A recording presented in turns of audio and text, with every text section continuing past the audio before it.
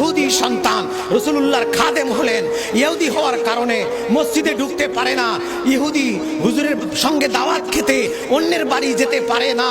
ইহুদির ছেলে ইহুদি, কিন্তু রাসূলুল্লাহ ভালোবাসে, হুজুরের চেহারার দিকে শুধু তাকায়া থাকে ফেল ফেল করে। আর একটা খেদমত শুধু সে করে, কোনো খেদমত আর সে পারে না, কেউ তাকে খেদমত করতে দেয় না। একটা খেদমত শুধু সে করে, সেই খেদমতটা হলো আল্লাহর নবী যখন মসজিদের ভিতরে ঢুকে যায়, দৌড়াইয়া যাইয়া রাসূলুল্লাহর কদমের তলা থেকে জুতা দুইটা নিয়া জুতার সুতলা বুকে লাগায় রাখে। জুতার সুতলা দুইটা বুকে লাগায় দাঁড়ায় থাকে। রাসূলুল্লাহ যখন মসজিদ থেকে বের হয়, সঙ্গে সঙ্গে জুতা দুইটা রাসূলুল্লাহর পায়ের তলায় দেয়। আবার রাসূলুল্লাহ আরেকজনের বাড়িতে দাওয়াত খেতে যায়, ওই ছেলে পিছনে পিছনে যায়। রাসূলুল্লাহ যেই ঢুকে পড়ে, জুতা দুইটা নিয়ে বুকের মধ্যে লাগায় রাখে। আমাদের আদব কি, জুতা ধুলা যাইরে আমরা পিছন দিকে নিয়ে খাড়াইয়া থাকতাম, শরীরের মধ্যে যেন ময়লা না লাগে। আর ওই ইহুদির আদব কি ছিল, হুজুরের জুতার সুতলা আমার দুই বুকের উপরে থাকবে, এই ছিল আদব। 7 বছর খেদমত করলো। 7 বছর খেদমত করার পর হঠাৎ করে 7 দিন যাবত ওই ছেলেকে দেখা যায় না। রাসূলুল্লাহ বললেন, আবু বকর, আমার ওই খাদেম কোথায়? আবু বকর বললেন, হুজুর সে অসুস্থ, পড়ে আছে বিছানায়। হোয়াট, তুমি আমাকে বলো নাই কেন? চলো আমরা এক্ষুনি যাব। রাসূলুল্লাহ ইহুদির বাড়িতে গেলেন। ইহুদি যখন শুনলো আল্লাহর নবী আসতেছে, তাড়াতাড়ি একটা চেয়ার আনাইলো।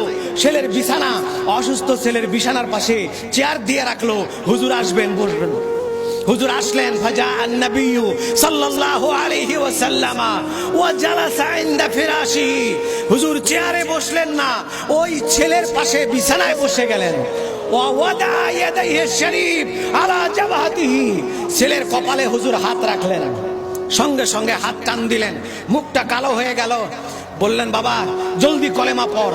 অথচ ওই ছেলে 7 বছর হুজুরের সাথে ছিল, খেদমত করেছে, সাহাবীরা কত কিছু বলেছে, কিন্তু একদিনের জন্য রাসূলুল্লাহ বলে নাই, বাবা তুই কলেমা পড়, তুই আমার খাদেম, তুই যদি কলেমা না পড়িস তাহলে তো আমি লজ্জিত। বাবা, একজন পীরের সঙ্গে একজন মুরিদ যদি 7 দিন খেদমত করে, পীর সাহেব বলে, বাবা তুই নামাজ পড়, বাবা তুই দাড়ি রাখ, মানুষে কি বলবে? কিন্তু রাসূলুল্লাহ 7 দিন পর্যন্ত, 7 বছর বলে নাই। কিন্তু যখন আজকে ওই ইহুদি ছেলে কপালে হাত রাখলো, হাত টান দিয়ে নিয়ে বলে, বাবা তাড়াতাড়ি কলেমা পড়, তাড়াতাড়ি কলেমা পড়। ছেলে বাবার দিক তাকাইলো, বাবি মিনান নার, আমি আল্লাহর দরবারে শুকরিয়া আদায় করছি, আমি মুহাম্মাদের ওসিলায় এই ছেলেটা জান্নাতি হয়ে মারা গেল, জাহান্নাম থেকে মাপ পাইলো। বলল, আবু বকর, যখন আমি ছেলের কপালে হাত দিয়েছি, হাত দিয়া দেখি আমার আগেই আজরাইল হাজির। আজরাইল হাজির, আমার আগে কপালে হাত দিয়ে টের পেলাম আজরাইল হাজির হয়েছে।